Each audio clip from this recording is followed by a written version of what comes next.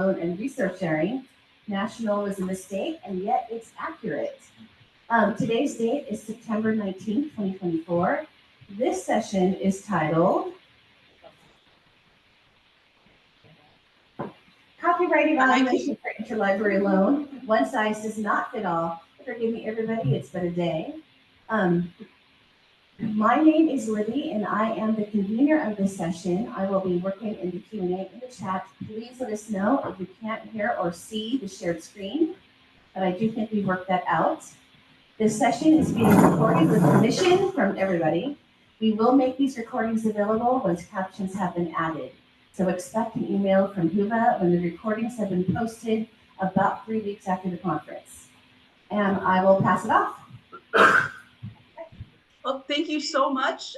And thank you so much for having me here. My name is Kay Zadetsky. I use they, them pronouns. I am the resource sharing librarian at the University of Massachusetts Amherst. And I'm presenting to you today about copyright evaluation for interlibrary loan. One size does not fit all. So I presented a couple of times, mostly in 2021, when we had first implemented this process, including here virtually at the Northwest ILL conference. And earlier this year, my colleague Laura Quilter and I published an article about that process. So those all talk more about our process for getting there, getting here to this point of having a alternative copyright evaluation process.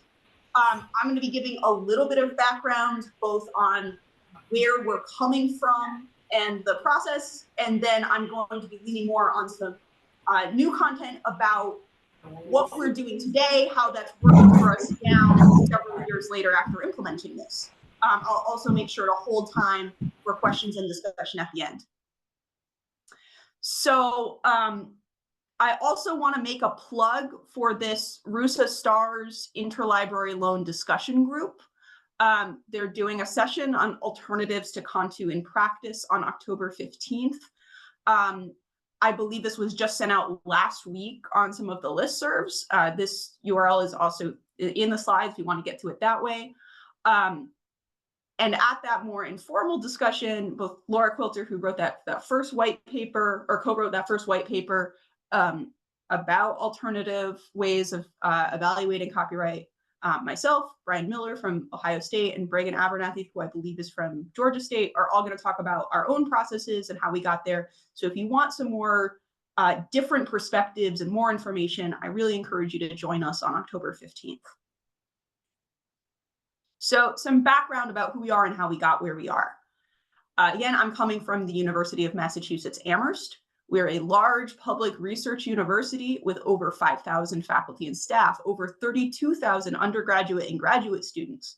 Our ILL offices annually average around 18,000 lending requests, 15,000 borrowing requests, and 4,000 doc delivery requests.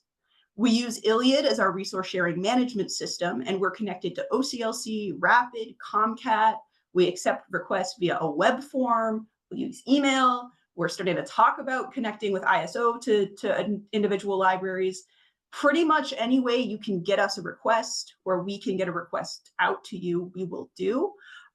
Just don't send us anything by carrier pigeon because the falcons who live at the top of this very tall library might get it.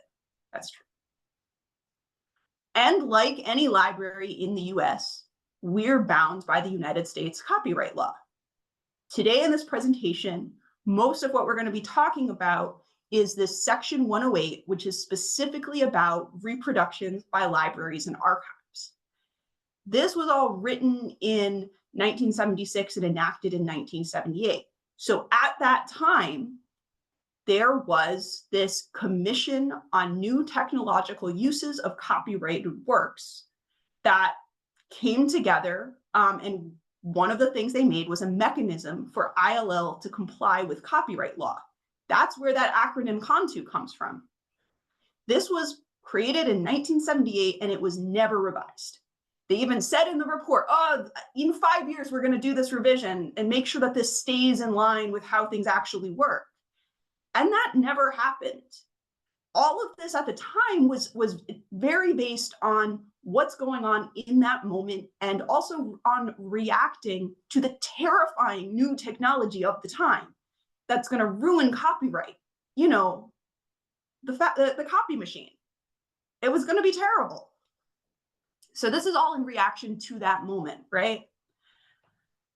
And Cantu gives us what's commonly called the rule of five. We want to emphasize it's really a suggestion. It's one mechanism. And that rule, that suggestion, is that libraries would pay the license fees after the fifth article borrowed from the same journal published in the last 5 years, avoid requesting more than 6 copies of chapters or small portions from non-periodicals like books during the entire time of that book's copyright, and keep records of all successful copy requests made in the last 3 years. But Cantu is not and never has been law. It's just one possible mechanism for complying with the law. For me, and I think a lot of other people, the possibility of moving away from that really started feeling real around 2019. Obviously, there were people doing this beforehand, right? So Amanda Rudd from Georgetown University and Brian Miller from Ohio State co-presented at an OCLC resource sharing conference. And then because it was so popular, again, as a webinar about how each of them had moved away from Cantu. And their presentation slides are still up and available.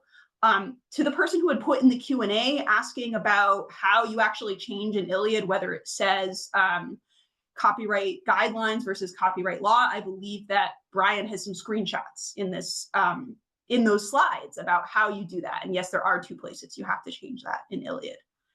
But this is where it started feeling real to me that there was a possibility of my library doing this.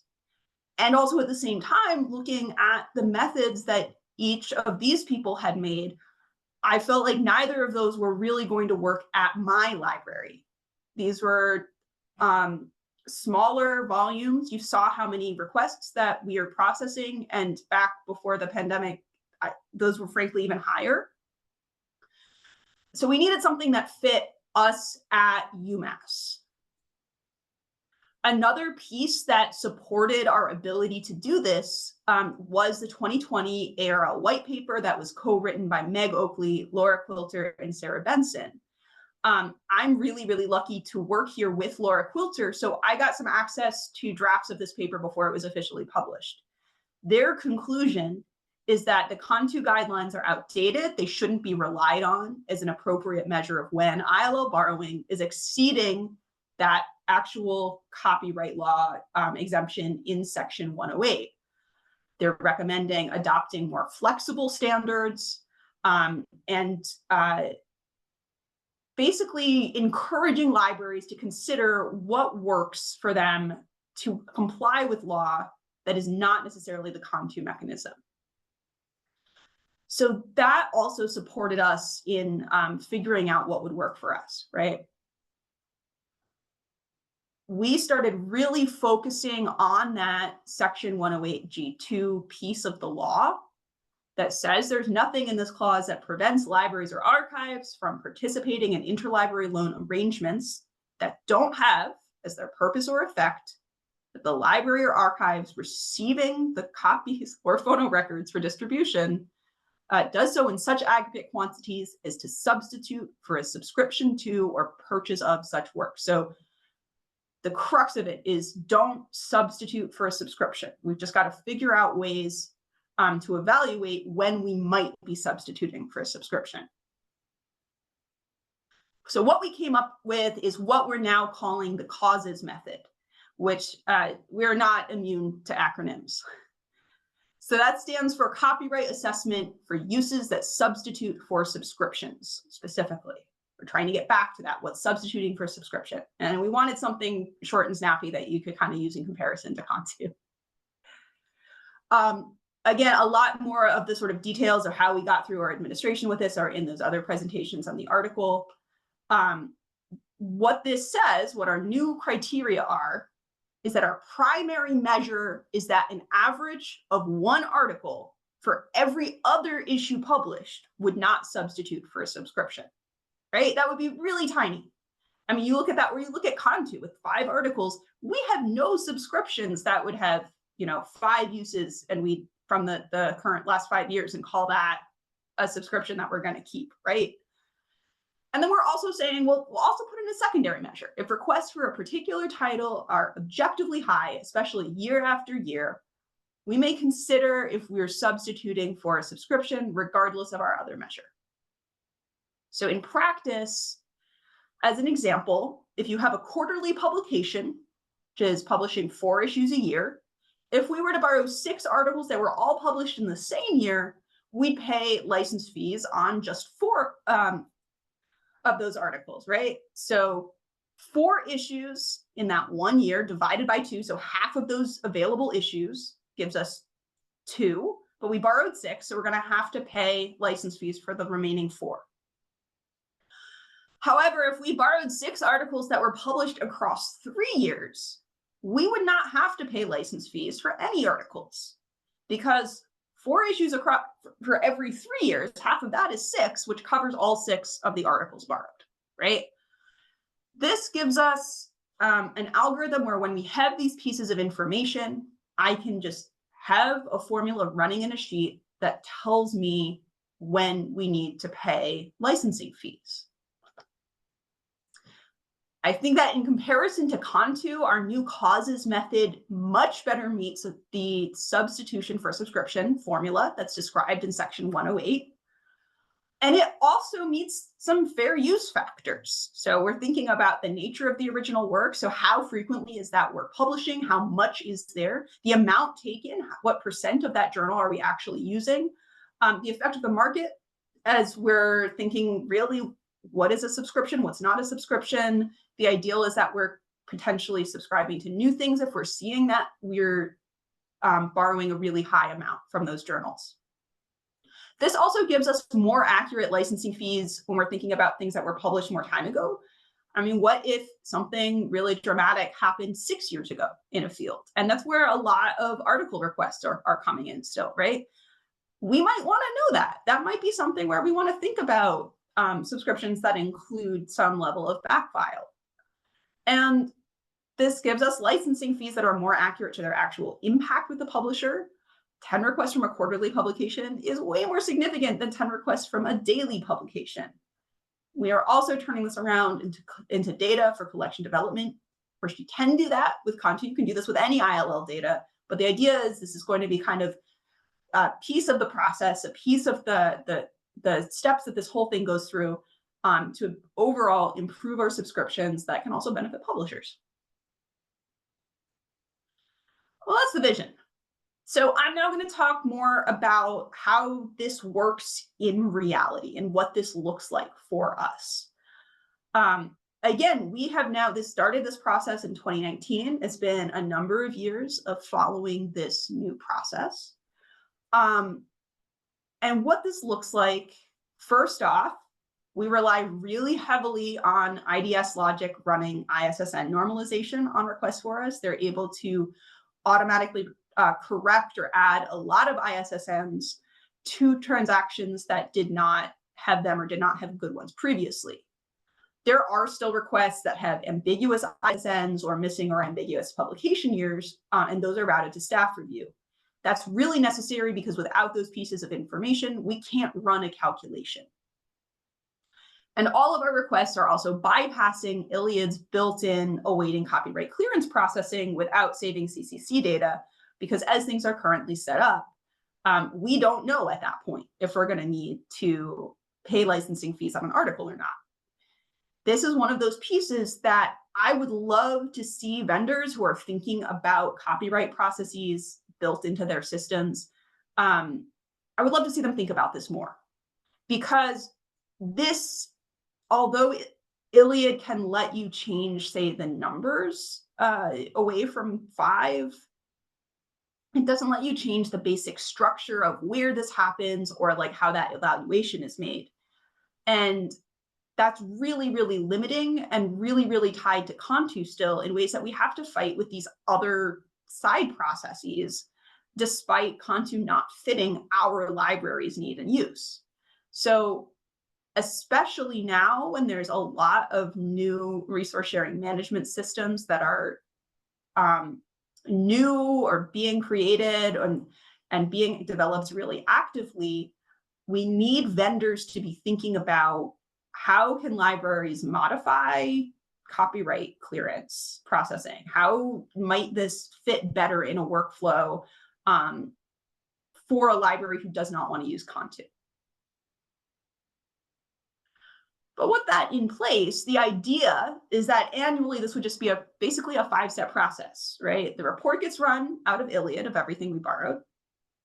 We also need journal frequency, which we're able to get in a report out of Ulrich's Web API. I get a list of current subscriptions, and I combine all of those things into a sheet and run the calculation. Then that gives me a list that can be submitted for payment. In reality, it's a little messier. So I'm going to go through each of these steps. Basically, each step with the last two have some extra steps to them that are still a little more labor intensive than I would really like them to be. And a lot of that is because we have to fight against the systems that exist already. However, the actual process of the sheet and submitting lists for payment, that works pretty well.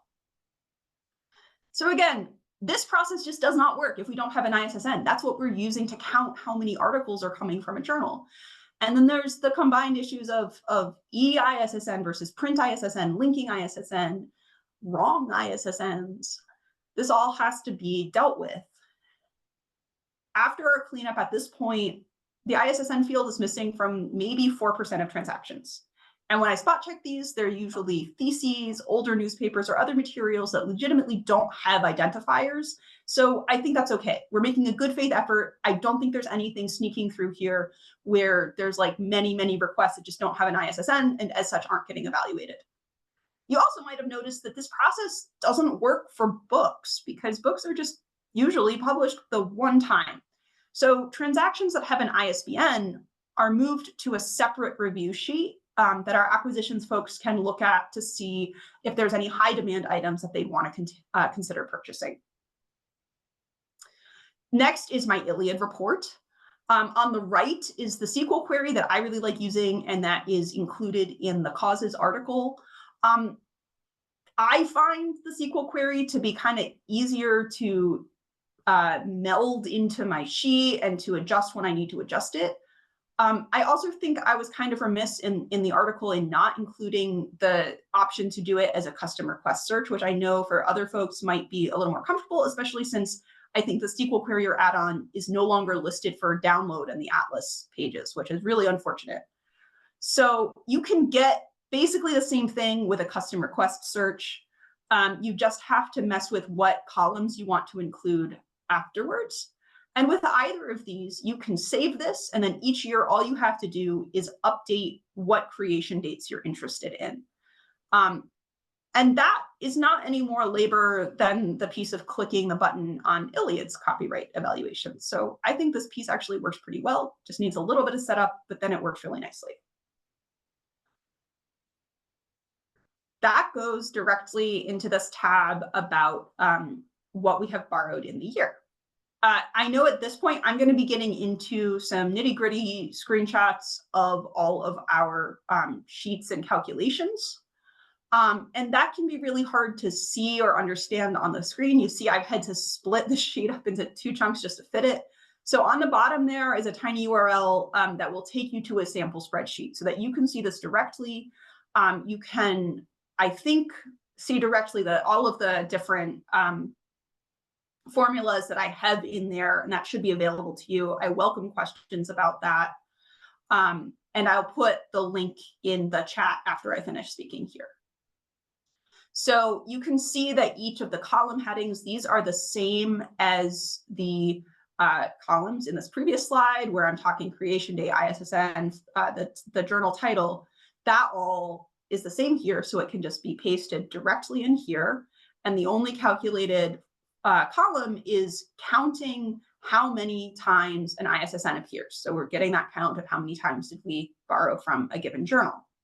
I'm also marking whether this is from like an open access resource like RapidOpen. You can see that copyright already paid is marked yes, or from a source like reprints or purchased from a publisher directly, which we do sometimes because then we've already paid that. And we're going to count that as something we paid. We don't want to pay for it twice. Then we get to the journal frequency from Ulrich's Web. Ulrich's Web is great in that it contains a lot of journal frequencies, meaning we don't have to look them up. It's less great in that a lot of those frequencies are things like bi-monthly, which could mean two different things: irregular, continuously, or other. Great. Thankfully, they also have a frequency called semi-monthly, and semi-monthly always means twice a month. So we know that this bi-monthly means every 2 months. Irregular is really frustrating because sometimes it seems to mean when something is truly irregular, like publishing every couple of years. And sometimes it means it just doesn't have a tidy frequency word and it publishes like 5 times a year really, really consistently. So because of that, we wound up having to do some cleanup for that too. For the really straightforward things, annual, semi-annual, right? I just have a little lookup and I fill in what those actual numbers are. For the more ambiguous ones or things we have to check, this is an example of a sheet where an ILL staff person helped me out looking up frequencies of what was really going on for things that said something like continuously or irregular or other. We're kind of keeping track of if something has ceased publication. I'm not usually looking really hard for this before we try to pay, but if we try to pay and the vendor can't find anyone for us to pay, and then it turns out that the journal ceased publication some number of years ago, I'm going to mark that. That's going to sort of mark that we're okay on not paying copyright for those things because there is no one to pay. And because we could not subscribe to this even if we wanted to, there is no subscription to get. I've also learned the hard way to kind of do this after we've done some of the counts, right? Like if we borrow just one article for something, we don't really need to know what the frequency is. It's okay to just focus on getting frequency and especially the manual part of the lookup for things that we know we're actually going to need it for that calculation. It's something that is much clunkier than I would like it to be. I was hopeful that Ulrich's Web would sort of solve all of our problems, or that we might be able to reuse a lot of the data year over year. And there is some that we can reuse year over year, and I maintain, but there's a pretty good chunk that's different, which in itself is what you'd expect, right? ILL is the long tail of patron needs. And that in itself is also supporting that most of our requesting is not substituting for subscription. We're not looking for the same stuff every single year. Next, I have to get all of our current subscriptions. That's easy enough to get the e-subscriptions. That's the same place in Full Text Finder that I'm pulling these to load into Rapid. Unfortunately, we do not have a clean way to get a list of all of our print-only subscriptions. At this point, we've just said good enough. I'm looking at the e-subscriptions. That's most of everything, but it's possible that we're paying for things that we actually subscribe to, but had to subscribe to print-only for some reason. So finally, we get to the calculation sheet. Now, you can see here that I'm taking the unique ISSN and then the journal title that matches each of those. And then from there, I'm doing a check using that ISSN to get the number of issues published per year. That's on a different tab of that journal frequency I just showed you. Whether or not we already know that it ceased publication. And again, mostly I'll fill that in later if it turns out we're not able to find anyone to pay. And whether or not we have a current UMass subscription, because if we have subscribed to something since borrowing those articles, or if we had to borrow those articles because it was unavailable, like the database was down briefly, we shouldn't be paying because we've already paid via the subscription. And I am being careful to make sure that these are really truly current subscriptions and not things that are under embargo or back files or that kind of thing. So then the calculation pieces. This isn't part of the measure piece, but it was deemed useful to kind of see what the list of years we've actually borrowed from, especially from a kind of collections development kind of perspective. Are we looking at really current things? Are we looking at older things? And this does that by looking at that column in the 2023 sheet, in this case, that matches that ISSN and giving us the year count. This is the piece that's actually used in the calculation that says how many different publication years did we borrow from. So you can see in the one this is pointing to, we borrowed from 1 year. We know from the other column that's year 2022. The column, the row below that, you can see we borrowed from 2 different years, 2021 and 2016. So this pulls that all in. Next, we're doing the count of borrowed articles. That column it's looking to is off the screen, unfortunately. And it's comparing that count of all the articles we borrowed to half of the issues published with the count of the years that we borrowed from, right? So this is giving us our measure there. And then the measure for what we actually pay is in this other column, so that we're looking at, first, do we have a subscription? Because if we have a subscription, it should be 0. We're paying for 0 articles. Is there anything that we've already paid for? Is there anything, and also making sure that if we have some of these come up with like negative numbers, so this is turning it into a nice whole value that's positive number, and not like there's no 0.5s or anything showing for the number that we should actually pay for. And then this uses that number to give me a list of the transactions that actually need payment. It also is doing some filtering to make sure that it's not pulling any of those open access articles or articles that we have already paid for through, say, reprints or directly to the publisher. And that turns into my calculation payment tab, where I'm using this to bring those lists of transaction numbers into a nice clean list of transactions that can give me a report to ask for payment on. So these parts, they look really crunchy, but I only really had to set this up one time. You know, I can just make a copy of this sheet for the new year. I can add my new tab for that year's copyright evaluation. And I can just do a find replace in formula if I need to change the year, and it's clean and done. So even though these formulas might look a little scary, it's really easy to reuse them. I only had to write them once. And so that piece, honestly, for me, works pretty well. There have been a couple of people who have suggested maybe trying to use Python or other sources to kind of automate this more. I would like it to be more automated. I don't know that using like a Python script would really make it past the bus test without me doing stuff any more than the current setup. And this does mean that it's in this like fairly accessible way. I can just share the sheet directly to acquisitions or anybody else who wants to see it.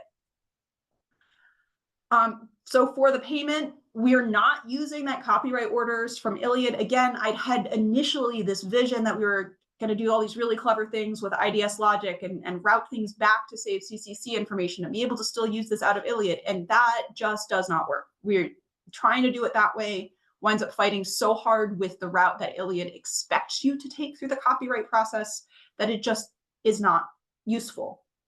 So instead, I am providing my list of items that need to get paid. I'm now going through Reprints Desk, typically for everything. But I believe you could also do payments this way through CCC if that was your preference.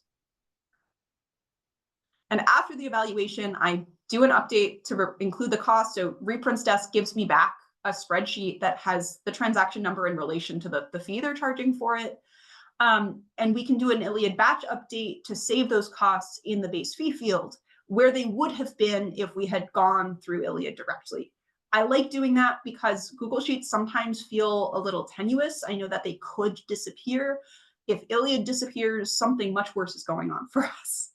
So I try to keep that as the place of real record for everything that we've paid for and done. I also encourage the collection strategies group, acquisitions, to review popular titles on the report. I will say, I think that the frequent book chapters is getting things purchased for it. is much, much easier for them to make one-time purchases than subscriptions. To my knowledge, unfortunately, I don't think that there have been any new subscriptions based on this process, which is a little frustrating. However, there's been almost total turnover of that collection strategies group since we put in this process, and we're bringing it forward to them again, or I'm bringing it forward to them again. So we'll see how that goes. But subscriptions are always a difficult matter when our budget, as many other libraries' budgets, is tight. The thing everyone wants to know is, how does this actually impact our costs? I'm not sure if I should be showing the slide in a presentation at a conference that's actually sponsored by CCC and by Reprint's Desk, but this is what this looked like for us. So 2018, we were purely under Contu. 2019 was the first year that was partially using this process. However, we didn't know we were switching at that point in 2020 when I was doing the payment. So it still had some IDS logic that was automatically sending things out to Reprint's Desk when the rule of 5 was met. So 2020 is like the first real year that was evaluated in this way.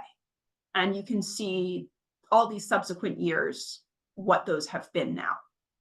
I need to emphasize that this process was not created as a money-saving thing in and of itself. It's created to get us more in alignment with real copyright law, but this is something that came out of it.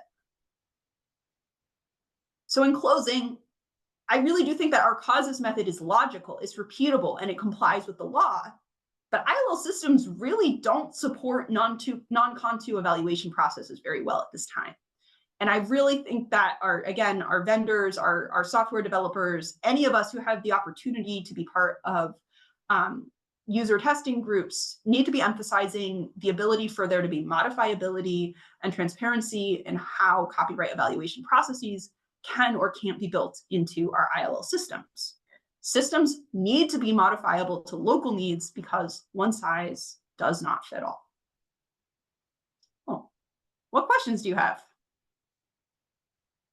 I'm going to stop sharing here. I can actually see people maybe.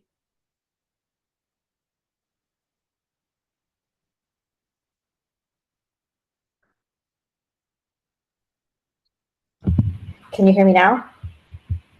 Okay. Yes. There are some online, but first, are there any in the room? Hey, can you hear me? Yes. Oh, yay, life is good.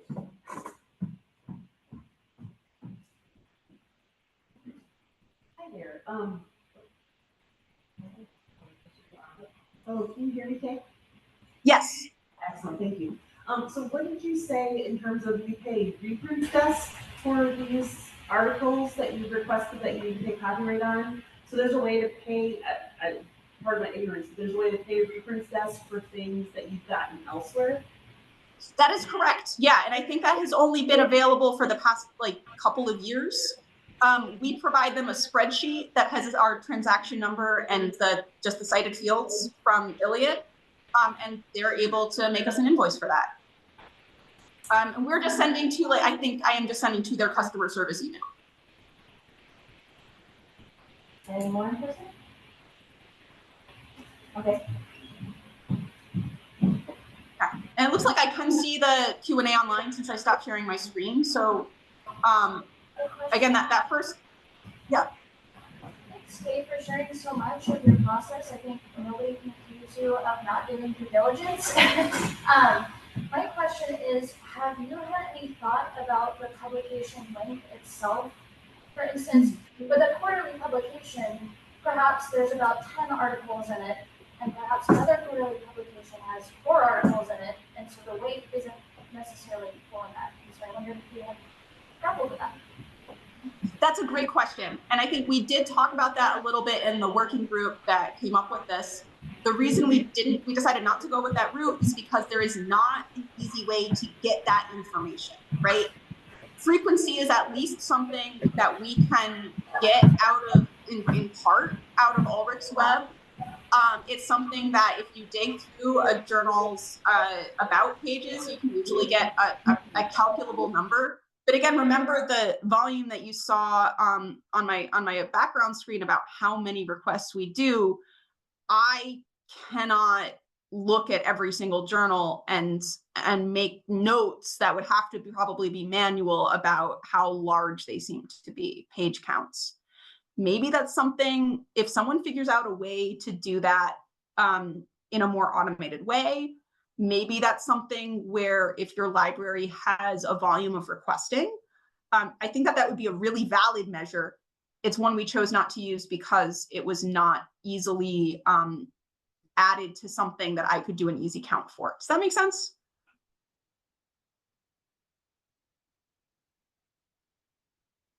I'm sorry, I can't hear you. I think it's muted on your side. I did that. Okay. Can you hear me now? Yes. All right, I do have some questions from online that I'll read to you. Yep. How, Great. how does a library officially change from following Contu to following copyright law? Is there a literal checkbox in ILLiad? I heard this in copyright training. Yeah, so I would say the official change is getting things cleared with your administration and having a policy, right? But yes, you do need to make a change in ILLiad, or I presume any other resource sharing system that you're using. I think there's 2 different places that you need to change in ILLiad to make it say on its statement that you send to other libraries, CCL for copyright law instead of CCG for copyright guidelines. They're hard to find, but I think if you go to the slides from Amanda Rudd and Brian Miller's presentation, I believe there are screenshots for how to do that. Great. I've kept copies of articles which one professor continually asks for again and again.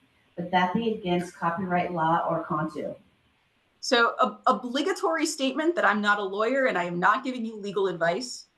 I think my take on that is if it is always for the same professor, the same person, what you're really doing there is more about acting as a storage service for that one professor than you are about doing interlibrary loan in that moment, right? The professor could have saved those articles.